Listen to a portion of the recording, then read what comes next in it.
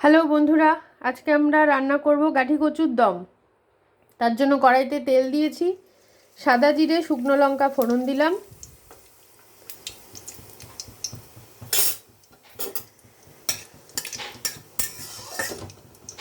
এর মধ্যে দিয়ে দিচ্ছি টমেটো আর দিয়ে দিচ্ছি নুন।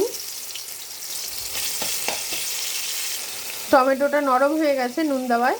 এবার দিয়ে দিলাম লঙ্কা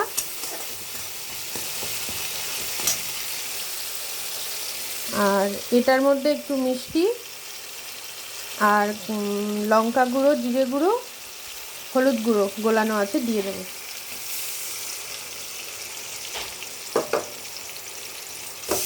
মশলাটা কষে গেলে তারপর গাঠি কচুটা দেব। মশলাটা সুন্দরভাবে তেল ছেড়ে গেছে। এবার আমি গাঠি কচুটা দিয়ে দেবো, যেটা নুন দিয়ে সিদ্ধ করে খোসা ছাড়ানো।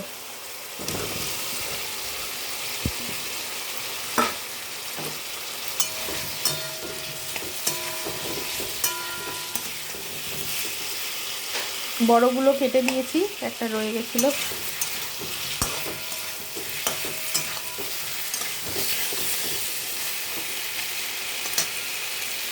এটা সুন্দর কষানো হয়ে গেছে।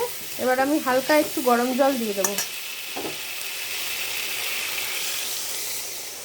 এটা মাখামাখাই হবে, আর গাঠি কচুটা যেহেতু সিদ্ধ করা আছে তো টাইম লাগবে না।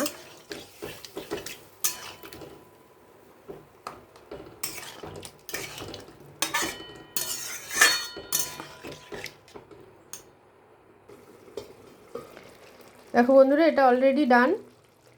একটু মশলা ঢোকার জন্য ঝাল ঝাল যাতে ঠিকঠাক হয় ওই জন্য একটু ঢেকে রেখেছিলাম। এটা খুব সুন্দরভাবে সিদ্ধ হয়ে গেছে।